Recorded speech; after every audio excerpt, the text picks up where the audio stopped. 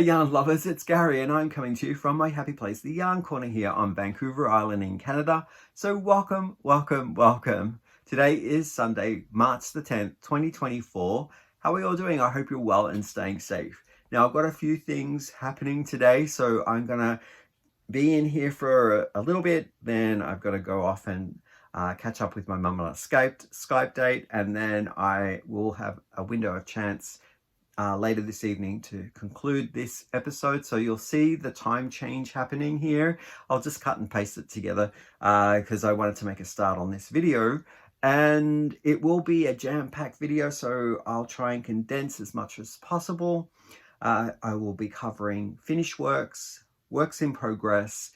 I'll be talking about some happy mail and catching you up on what I've been doing here in the community that me and my husband Chad live in, and our little puppy Pixel. So there are some stories, there are things that I want to catch you up on, what we've been watching on TV, and some events that we've been going to. So if you're if you're interested in sticking around for those things, all those catch up things and events will be at the end of the video. All the yarny goodies will be up front. So we normally start off by talking about what Hank is wearing. Hank is my man form here, and he is wearing a crocheted scarf using the rice stitch, and I crocheted this maybe around 3 months ago, I'm guessing. It's 9 feet long or thereabouts, I think maybe 8.5 feet, and I'm using blocks of different yarns held together with some type of fuzzy yarn, so like a mohair or a alpaca yarn. And sometimes I double up on the mohair, sometimes the mohair is thick enough on its own. At times when I've got a nice color that has suited the arrangement of the blocks, I've used merino wool, and I've added in a mohair with that as well. So it was an experiment that I did a while back, and I featured it in a video already, but I've brought this out because I am talking about a piece that I am working on right now, and I'll be talking about the things that I did with the rice stitch to add in that extra level or extra layer of interest, and that was to weave in these plaid-like stripes, and I'll get more into that in a bit. But I can now move on to what I finished. So in the previous episodes, I've been showcasing this piece. It's a knitted shawl, and it's called the Cosmic Dandy. It's done. So, I absolutely love the colors in this. It's given me 70s vibes, or even prior to the 70s. I would say that these earthy tones and chartreusey greens are all giving me vibes of Byzantine. Now that's, I don't know what Byzantine was, maybe the 1400s, and I'm getting all those vibes. So I love the striping, the way the different directions of the rows are going, and it was a fun make.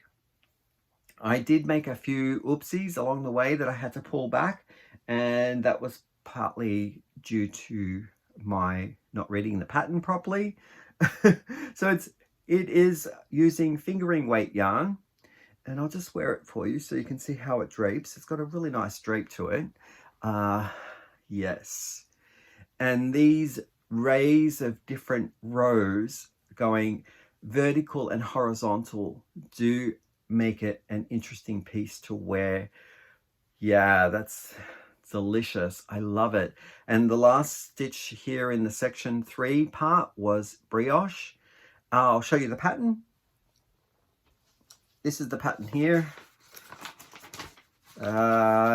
Cosmic Dandy, and it's by a designer called Julie Knits in Paris, and the last name, if you're looking for Julie's last name, is Debreu. I think that's how you pronounce it. It's a French sounding name. This pattern gives you 2 options when you're embarking on the journey. Section 1 is the same. So this section, because you start off on a garter tab and you knit the same instructions for both patterns.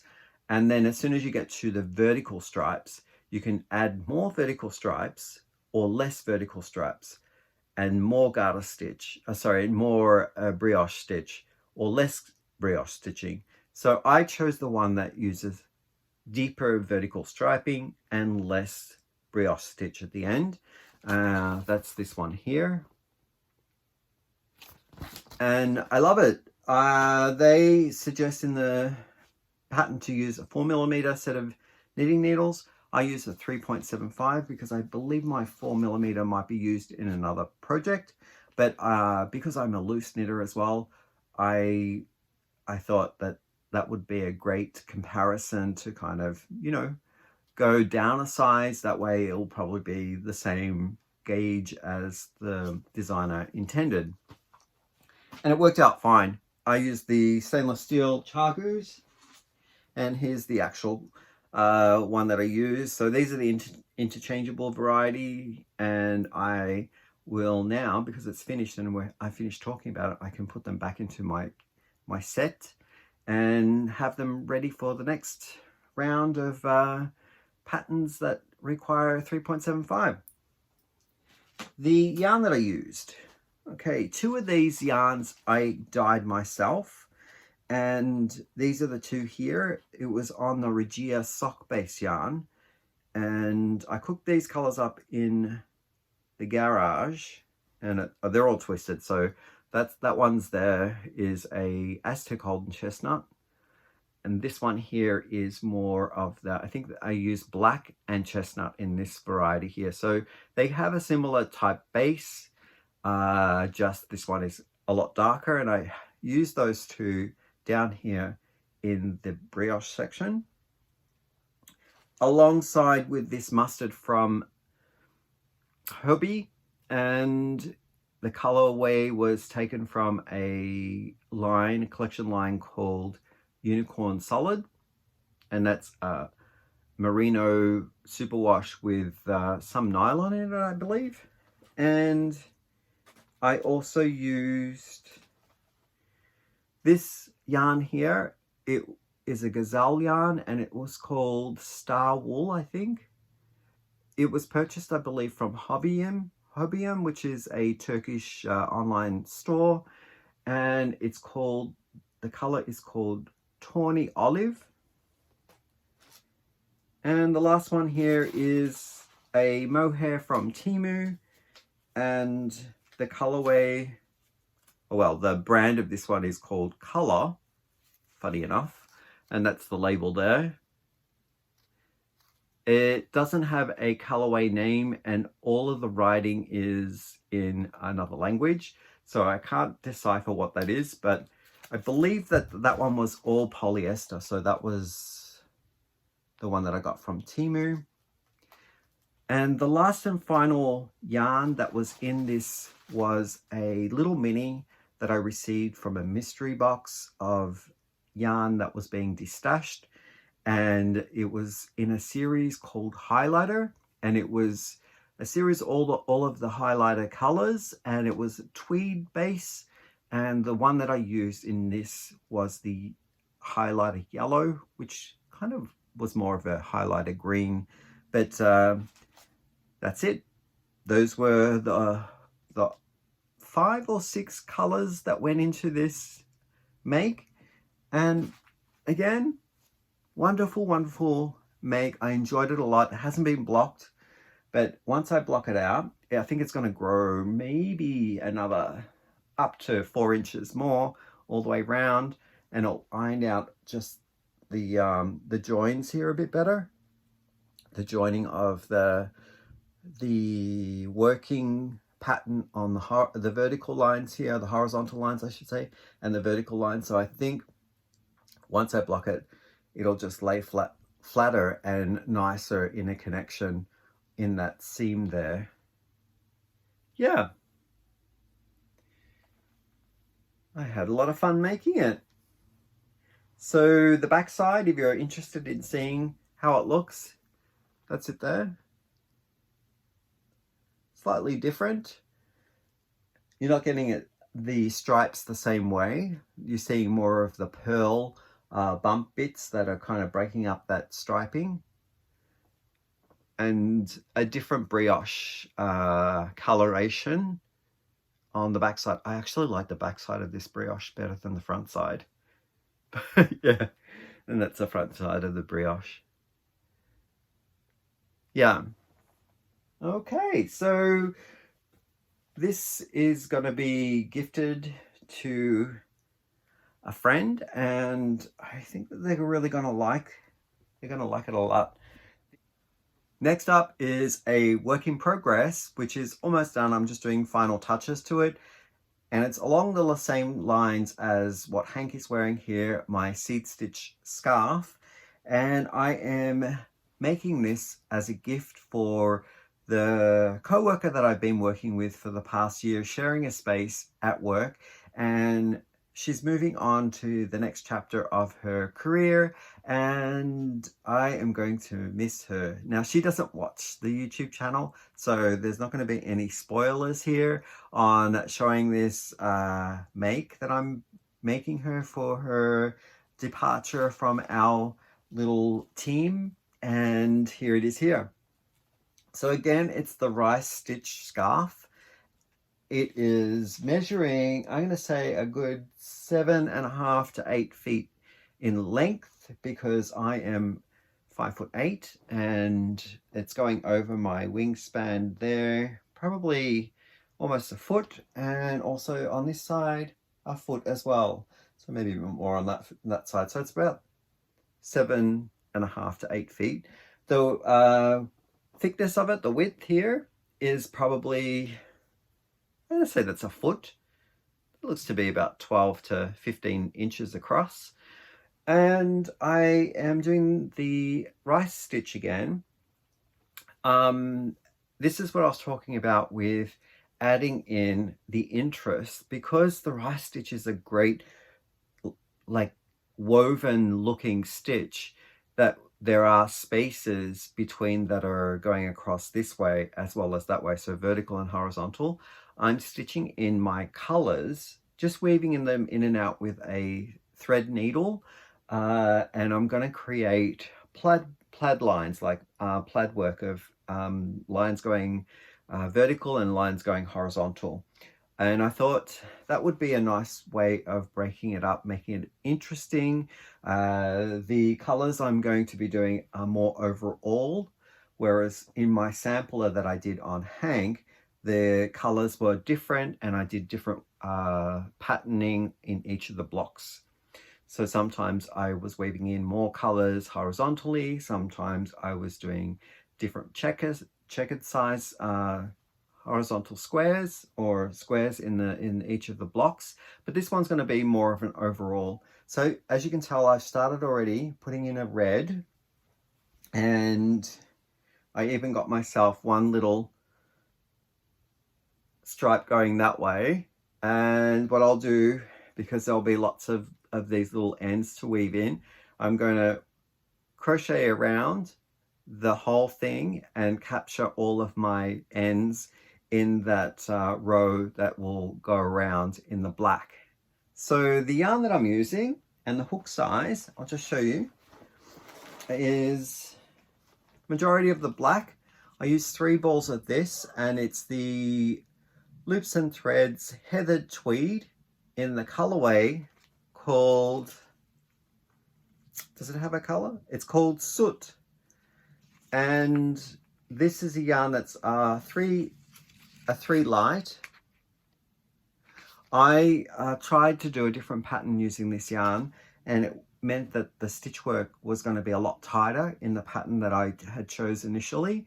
But when I made a mistake and needed to frog back, this yarn does not frog. It's not frog friendly at all. It wanted to cling to itself, and I couldn't unravel it, so I then had to change my mind and do this fabric in the rice stitch using a big hook. So it calls for a 6.5 millimeter hook for a 3 weight, which I think is quite a large hook for a small yarn, but it's because of the fuzz on this and it being very clingy that it needs to have that extra space for the fuzz to kind of breathe. And if you needed to pull back, cross fingers. But I think frog friendly for this one. It's definitely a 2 out of 5. 5 being the most friendliest to frog. This one's got to rate a 2 in my books.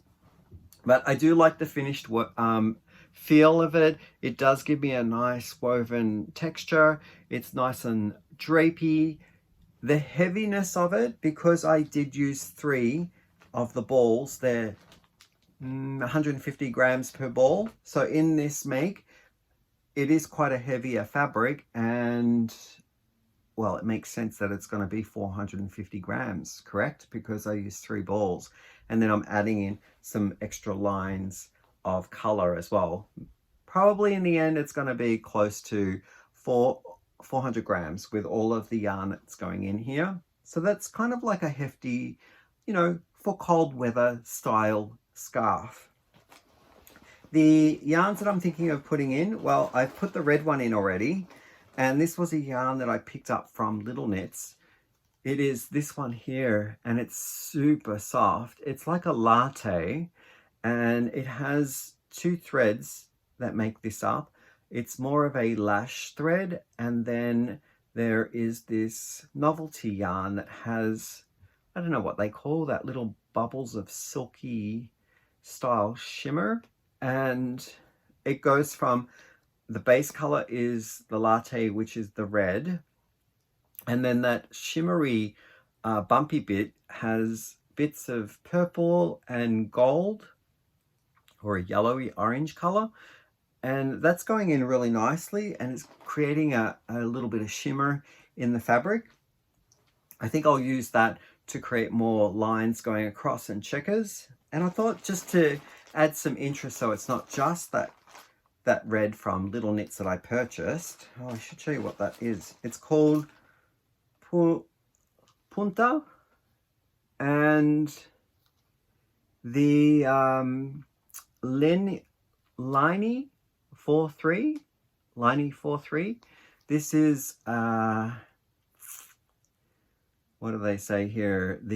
I think one of these might be the colorway name. So if you want to take a screen grab, I'll just get my head out of there. Those are all of the ingredients from this red colored yarn. I have other things that I might put in there as well. This is not going to be by any stretch of the imagination hard rules, but I have some of these to think about putting in to create more interest into the plaid design. And these 2 yarns here are from Temu. It's a mohair yarn going from red, white, and black. Might be interesting. And this one, because it's really, really super soft, I was thinking of maybe putting some of this, it's like a brown, coppery brown color. And this is called, I'm not going to pronounce that properly, Tin Silk Mohair. And the color of this one is called, it just has a number, it's 2755. But yeah, it's like a really, really soft mohair as well. I could put that in too. Yeah, so the crochet hook that I'm using, 6.5 millimeter, just a Susan Bates, all metal, and that's it. So almost done. I can't wait to gift it to her. Her last day is at the end of the month, and I will probably present it to her a week before she leaves, and I'll gift it to her with a card, and hopefully it's something that she can wear and just remember like her time that we spent together. I know it wasn't too long because I was just recently employed in that position, and I've had a really good year working with her. So that's that piece. Now on to other whips, and these are a little bit of a mix match of different things. First one I'm gonna talk about is my Nature's Walk blanket, which is a crocheted blanket brought to us by the designer Sandra Paul. And any patterns or YouTubers that I mention, I'll link it down below in the description box. So if you want to find out more information, please do go down there and you'll find all the necessary links. So this one is a blanket that I've done before, and I thought I'd just touch base with some of the squares that I've just completed and a color of yarn that I'm adding to the blanket. So this is the Hayfield Bonus, and it's a DK weight. The color is called Auburn. So I'm doing lots of browns in this multicolored square blanket, and teals and a bit of purple. So, oh, and I see sage green as well I've put in there too. So there's a number of different colors, but this is one that I just finished. And I have done out of that ball 1, 2, 3, 4, 5, 6, 7 squares. And the first one is this square here. I did 5 of them. It's called the Bloom square? The Bud square. So it uses this motif, and I just recently discovered I did a wrong stitch. So I did puff stitches. I think they're called puff stitches, or yeah, they're called puff stitches, and I was meant to do double crochet clusters in as the buds, but I don't know, I think it looks fine to leave them like that. And because I was following a chart, I wasn't paying too much particular attention to the chart for the bud stitch and the double clustered stitch. Kind of only have that little bracket in between, like when you do it, see it in a symbol of a double crochet, you see a little stroke, and that tells you that it's double crochet. But for some reason I overlooked that, and I thought, oh, it's a puff stitch. So but it wasn't. So yeah, I got 5 of these in the Auburn color. I love the color. It's giving me a rusty kind of, it's kind of a little heavy, the color, but I do like it because it adds a bit of interest, and because they're the buds as well in this motif, I think that makes it a nice kind of like it's about to bud, it's about to grow kind of thing. I like that a lot. The other one that I got was 2 of these in that same ball, because I'd reached the number that I needed for that bud pattern that I started the next one, and I got 2 of them. And this is the pattern called Blossom. So yeah, I've got 2 of those. Now the reason why I'm showing you these squares is because I didn't want to talk about the Nature's Walk until I had finished a whole bunch more squares. But because I got wind of a make along that's happening, it's a crochet along, with Jackie. Now Jackie has a YouTube channel here, and her channel name is called Crochet HD with Jackie, and I'll link it down below. So she's having a crocheted square challenge or make along for the full year of this year, and all is required, I think, is that you make squares, and each quarterly you can submit your squares to her. Not too sure of all the other details, but this is to the hashtag hip to be square. And so yeah, I thought I'd just bring up the fact that I had done these 7 for the month of March, and or actually it was the month of February, and these 2 were the month of March. So I've got February and I've got March. So I've got 5 for February, 2 for March. Yeah, so if you are interested in joining make-alongs and you're making some squares out of crochet, then check out Jackie's channel. The next work in progress that I'm going to talk about is a crocheted item as well, and this will bring up patterns and how to purchase patterns a little bit more in bundles that save money. I think each of these patterns purchased individually are somewhere in the vicinity of Canadian dollars, around say 7 to 9 Canadian dollars per pattern. But if you buy them in a bundle, the first one that I'm going to show you, is a bundle of 3 for $17, is you're saving a bit of money if you purchase them together. And I believe if you bought this one on its own, it's like $13. So this is a pattern by Yaga. I've been loving doing patterns by them. I did the Baker, and now I've just started the Novela. And with the Novela, it offers it up in 3 bundles, like 3 different patterns from Yaga. And I believe for Canadians, all 3 together combined cost me 17 Canadian dollars. And if you were to buy if you were to buy them separately, you would probably pay around $26 for them. So a bit of a money saver there if you buy them in bundles. Now this is a pattern from a Polish designer, I believe, and there are some small written English things here to get you going, but the majority of this pattern is presented in charts. And again, I have made a mistake already in where I'm at. And I've read that the cluster stitch, double cluster stitch, I've done in puff stitches. So here I am with it now on row 14, I believe. Is it 14? Somewhere on page 3. I'm up to page 3, and there's probably around, I'm going to say 18 pages in that pattern, and I'm on page 3 of the pattern. But yeah, look at that. I love it. It's using a 3-weight yarn, and it's from Stenley, and it's the Stenley Tweed cake. But these bubbles that I have in here should be double crochet clusters, but I did them as puff stitches. I like it. I think it's good in the fact that these are more fuller than a double puff stitch. And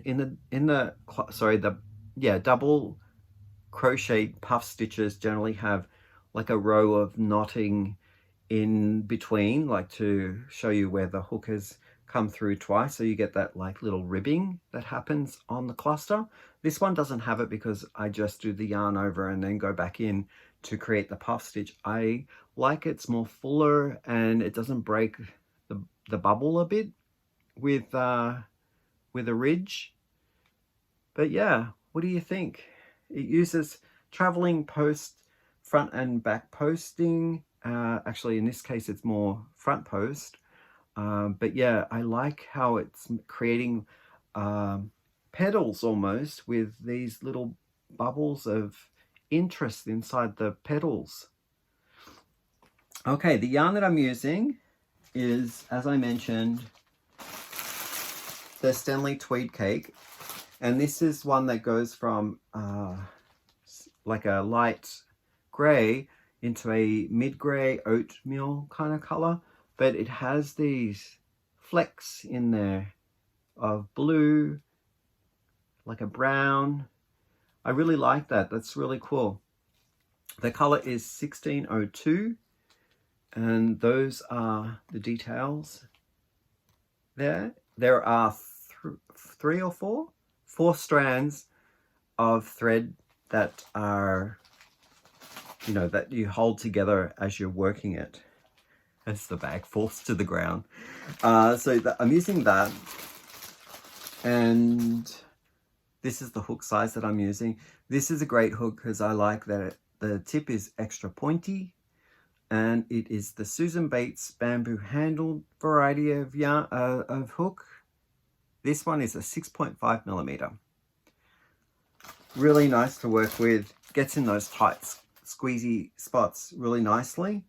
And the yarn, I'm saying, the way it's working out, it's not a very soft yarn.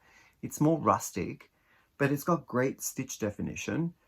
And I don't know how it washes up, but I got wind of this variety of yarn because I received a really nice gift from my friend Penny Bolton, and she had done it in similar yarn to this. Actually, it was the same yarn, but different color. And I got a hat and scarf, and I wear that and I don't have any issues with it. But if you had any adverse kind of reaction to a more rustic style, then perhaps maybe this isn't for you. Out of 5, my softness scale, this is probably gonna rate a 3 out of 5. Yes. The other thing that I'm a little concerned about is the yardage and getting through that pattern. I know I can stop earlier if I choose, but the yardage for the pattern requests for a fingering weight yarn, and then it gives me the fingering weight yarn needs to be, I think it's like 2200 yards of fingering weight. I think it was like 2200, 21 or 2200 yards of fingering weight. So that'd be like 2000 meters. Whereas this one here is only offering up 1160 meters. I'm going to be out a little bit, but I'm talking about DK as opposed to the fingering weight. So what I've decided to do is I balled up a close gray, well, this is kind of like a sagey gray, with other 2 yarns. They're not tweed, but I'm going to put this into it as well in a section so that I can be sure that I have enough yarn to cover the full range of the pattern. And I don't mind, the colors look like they match a little bit. They're in similar like value, as well as because it gets a little darker towards the end of the piece, that I might put this somewhere up in the section where it is more closer to the color. And that will just cover me in case I don't have enough to do the whole piece. So yeah. That's the pattern, and that's the purchasing in bundles. I'll link the Ravelry site where it offers up the patterns in bundles, because I don't know whether the bundles are offered up anywhere else that I've searched, but that's where I found that the bundles are on Ravelry. So the next pattern that I have to talk to you about is for my make along that I am hosting, and that is the Board MAL Spring Edition for 2024. This is the mood board that I created to the song that I chose from Taylor Swift, and it's called Lover. I've used the lyric in the song, and this is our place, we make the rules. The pattern that I chose to use for that is to reflect those colors that I chose in the mood board is this one here. It's called Blooming Brioche. It's a paid for pattern on Ravelry, and the designer is called Brandy Valti. I think that's how you pronounce Valti. Brandy Valti. It's a knit pattern using garter stitch and brioche in a chevron-like shaping boomerang style scarf. So there is increasing and decreasing, and there's also striping that will be in the chevron style. So I started. Here is what I've got. There we go. I absolutely love the fun stitch work, and it's not at all very intense right now. I haven't got to the brioche bit though. This is the garter stitching, and I like the fact that I'm doing 3 interesting things on each row, but they seem to repeat, so it's easy to retain and know from what I'm doing with my stitches, to read them below to know what's coming up next. So yeah, so far an easy make, and it looks like it's going to grow and grow and grow, and then I'll change the brioche, and there'll be a point where it'll hold that width for a while, and then it will start decreasing. So an interesting shape. The yarn that I'm using, these two that I'm holding together. It's a pastel set of yarns because the colors that I've chosen to represent that song, Lovers, is like an urban pastel romancescape, and these two fit the bill nicely. This is the Hobbii cake called Dolce Cashmere. It's super soft. It's fingering weight, and it is in the colorway Pastel Rainbow. And this one here that I'm holding it with is Yarn Art Rose Garden, and it's also fingering weight, and it graduates through all those colors in a nice blend. So yeah, I'm putting those two together, and the star of the show will come in the brioche section of that piece. Is this yarn here, which I balled up, ready to go, and it's this wonderful array of pastel-y, kind of a little bit more deeper than the rainbow pastel from Hobbii, but it has very similar colors in it. So I'm seeing purples in there. There is a citrusy green, orange, and like a cyan blue. This is going to be in the brioche section, and the yarn that it is a DK weight yarn. It's a superwash merino, and it is by the Fiber Genie, and it was a gifted yarn by Z, and Z has a YouTube channel here, Zelda NRJ3. It was her birthday color, so this is called Z's Groovy B-Day. I love this color so much. Thank you, Z, for sending this my way. I feel very honored. And this will be the pattern that celebrates those colors, celebrates that song, and just ties in really beautifully with the pattern. Yeah. So that's the make. If you're interested in finding out a little bit more about the Mood Board Mal, which happens to be on now, all the way till April 30th, then I'll link the link down below where I talk about it, and I hope that you'll join in as well as I put these down here.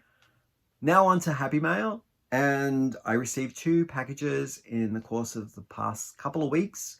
I want to say that there is never any need to send me anything. I enjoy and value all the connections that I've made here, even through comments or through emails. This has just been a very pleasurable experience being here on YouTube and connecting with so many of you. But let's look at what I got. This is just my way of appreciation and showing gratitude for people who have sent me something that they've thought long and hard about that I might like and treasure. And yes, you are correct. I absolutely treasure and value everything that is sent my way. The first one is to a friend of mine I've met and have sent back and forth a few things over the course of 3 years, I think. Emmy Phillips. So it came in this wonderful packaging. I think this might be a French Bulldog. I'm not too sure, but I love the paper. It is my birthday this month, so Emmy has sent me an early birthday present, thinking that maybe she'll get ahead of the game, not knowing how great postal service is gonna get things here in Canada. So it says, "Happy birthday to my favorite knitting nerd." I absolutely love it. Thank you, Emmy. I've read the card, but I won't share all the details in here on video, and I am floored. This is giving me inspiration to try and get Tunisian down. I did try a little swatch of Tunisian, and I guess I got pulled away with other projects, but I have a Tunisian from Emmy. Tunisian cow. Here it is here. Look at that. It's drapey, it's beautiful and squishy. Now, I did send Emmy a Christmas present, I believe it was. And it was half of this, well, it was a hank of yarn, in the package that I sent her, and it was this particular yarn. Now, if I'm not mistaken, this yarn here, the greens, like a very lime green and a very citrusy green, almost fluorescent. These were from, was it Tangle Poets? I think it was Tangle Poets did a green, and Emmy has used that in this cowl. And she's paired it with Ace of Skeins. I think it's called the Lucky Cat, the colorway. And that's the second color, the complementary color. But look at that, I'm seeing diamonds in there in the stitch work. Okay, that's really nice. Okay, I'll try it on. Let's take a look. Super drapey. Smells great. I love that. Okay, it doesn't really suit what I'm wearing right now, but it's very nice, lightweight, and it's squishy. There's no itch to that whatsoever. It's so comfortable to wear. Thank you, Emmy. And what I have here is also a number of bags of tea. And I think I've tried the Paris one before. It was really good. So I got 2 Paris teas and a handful of other ones. There's organic green tea, and there is a mint herbal tea from Bigelow, one there. And I have had this constant comment tea as well before, and that's delicious. So that one is a black tea. So I've got a variety of herbal mint, green tea, black tea, and this Paris one as well. Thanks, that's awesome. Okay, I have to film this again because I did show something that I shouldn't have. And I got a copy of Pom Pom magazine. Now, I don't know whether it's the latest edition or the last edition, but it's called Checkmate. And I love the patterns in here. I've already marked a few that I want to do, and I'll show you up the one here that's pretty cool. I love that checkered experience there. It kind of gives me vibes of what I'm trying to achieve right now with my crocheted stitch work and doing the grid work. So it's giving plaid ideas. That one there is delicious. I love that super scarf. And yeah, so thank you, Emmy. Plenty of things to keep me occupied and looking into trying out for future works. Okay, the next box that I want to share is bursting at the seams. It's come all the way from Switzerland, and it's from my good friend Emissaire. I hope I'm pronouncing that correctly. This is the card that Emissaire put into her box as well. And this whole gift was to celebrate Easter. This is an Easter bunny. I'm actually not sure what the translation is of this, but I think it's in German, at a guess. And I've read the inside note. I won't read it here on the video, but it's a Happy Easter card, so I really appreciate that. It's a beautiful card. There's so much in here. There is yarn, there are things to eat, there are things to cook with, and some treats. It's been wonderful. So me and my husband, Chad, have a sweet tooth. So a lot of these chocolates that I'm going to show you and sweets have already been eaten, but I'll show you the packaging and some of the ones that we haven't gotten into yet. You may have been familiar with Lindt, which is a chocolate. It's like a chocolate brand from Switzerland. And we've eaten this one. This one was the milk chocolate variety. We've also eaten this one here, which is from Callier, and yet to be open is the Lindt Sensation Fruit, which is himbeer and cranberry. So I think that means, I'm looking at the picture here, himbeer might be raspberries. So raspberry and cranberry coated chocolates. That might go sometime today. So that came in the box. Now, because these chocolates were so pretty, they were so decadent and delicate, I can show you the box, but I also have a little film clip here of these when we opened them before we ate them all. So I will insert it here.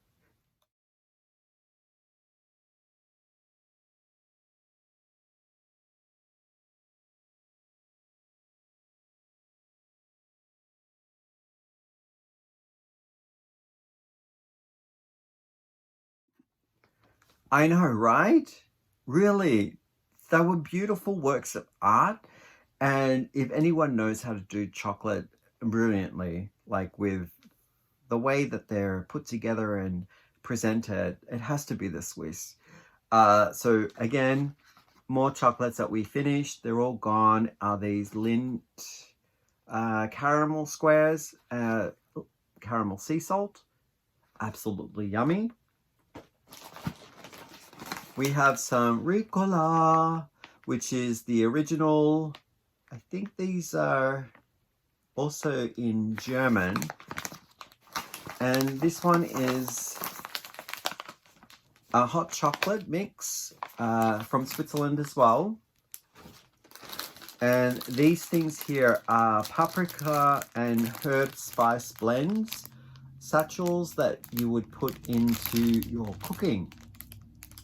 This is from Hungary, and we can't wait to try these out as well, because we are a little bit of foodies where we like to try new things, and I think these will be great to add into our cooking.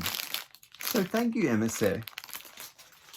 The yarn I got, oh my god, it does continue. These are awesome. Now, this is the Lana Grossa, which I've been falling in love with lately, this line of yarn, because they have such a decadent kind of blends of color and soft, smooth, fluffy yarns to use. Absolutely love it. This is the Gomatolo Alpaca. It's wonderfully, wonderfully soft. Out of 5, I'm going to give this a 4 out of 5 for softness. It's wonderful. It smells great. And the color on this one is 374. Now these are yarns that are 43% alpaca, 29% alpolimide, 18% polyacryl, I guess that might be acrylic, and 10% virgin merino wool. The yardage and measurement of this one, do you have them? Yeah, 100 grams, offering up 350 meters, which is probably a 3-weight yarn, DK weight. It is a roving style, so it does go from thick to thin. It's got a small twist to it, but it's a single ply. The finish of it is a matte quality, and there's a slight halo, probably from the alpaca. And I love these autumnal colors. I have enough here to do a cowl, or if I want to do a mini scarf or a hat. I think these colors need to be kind of like up around like a cowl or a scarf. Absolutely beautiful. Thank you so much for these. The second one that I have is also from Lana Grossa. Get a load of these colors. Holy smokes. Beautiful, like seaweed colors. I'm getting bits of the ocean in there.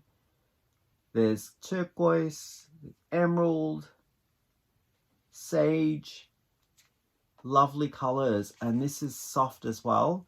Kind of the same rate softness as the previous one that I just showed. This is called Colorismo 2 for Lana Grossa, and it is 100% merino extra fine virgin wool.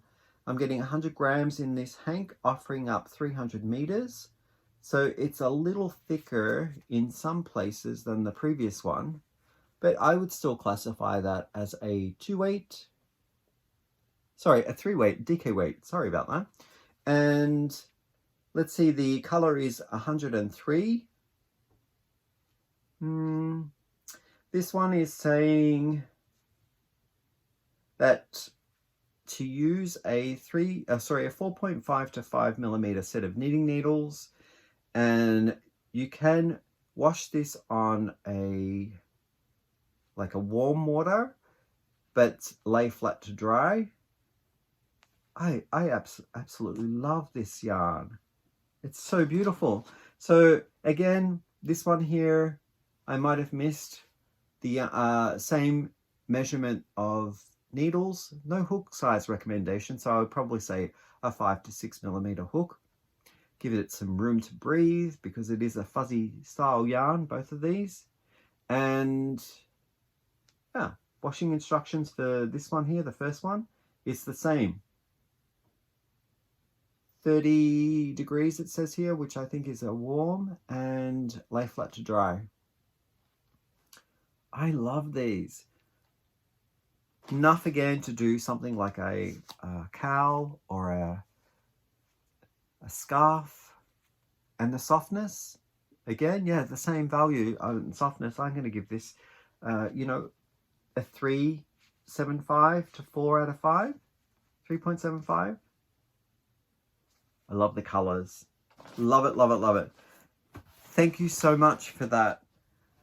The last thing that I'm going to cover is what I've been doing here in my community. And if you're just sticking around to listen to all the yarny content, I want to say thank you for watching up to this point in the video. I'm going to shift gears. So I've been reviewing what I've been up to in the last little bit.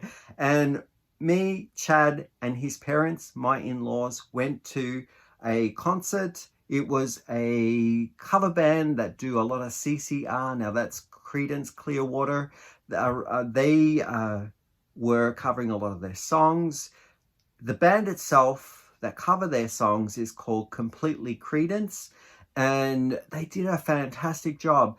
I knew of some of the songs, but when I heard the other lineup of music that they covered, I was astonished to know that they had done a version of that in their I guess their repertoire from the 60s and 70s, and I really enjoyed the evening. Now this was Chad and my's IOU for a Christmas present to his parents, and we had put it into their Christmas card. And at Christmas time they opened up the envelope and there was the tickets to this concert. So we finally went to see it, and they stayed overnight, so it was a little bit of a sleepover, which was a lot of fun.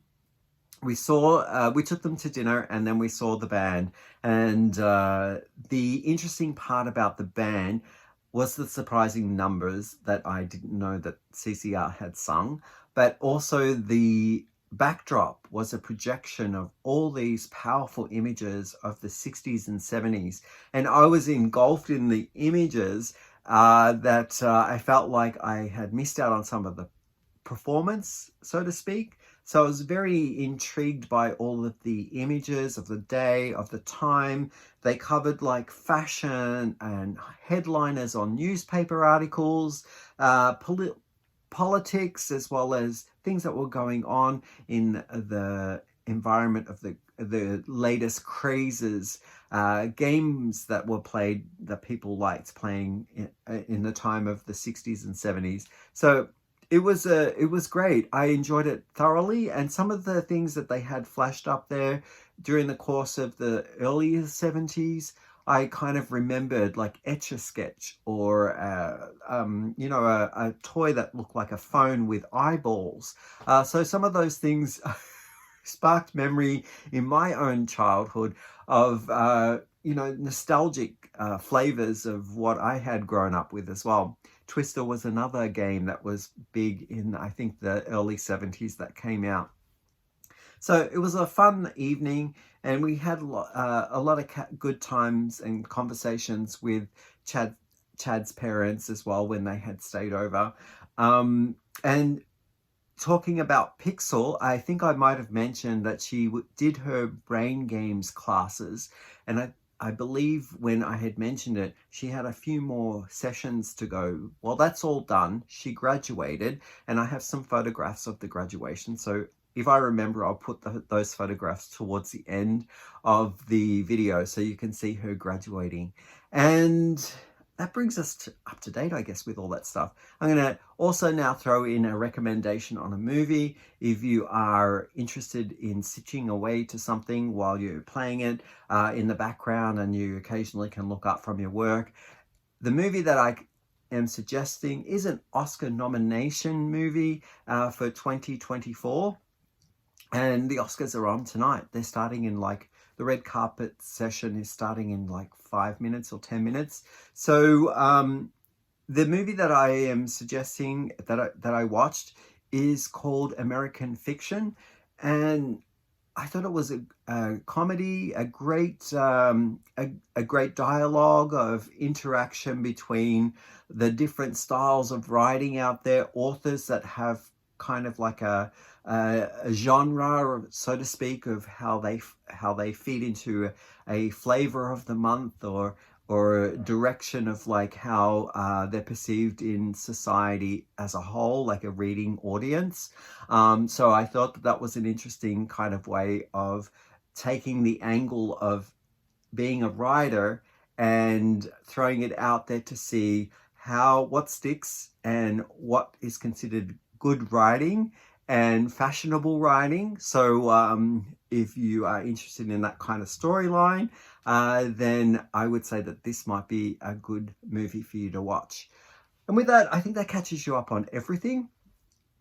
Again, I hope everyone's doing well and enjoying their March. We are embarking on the journey getting up towards St. Paddy's Day. I'm not sure whether I'll be able to drop a movie or a video before then. So I want to wish everyone who celebrates St. Paddy's Day a great green, festive St. Paddy's Day, and green being my favorite color. So I will be celebrating it in some type of green attire, and I will catch you up in the next video. Bye for now.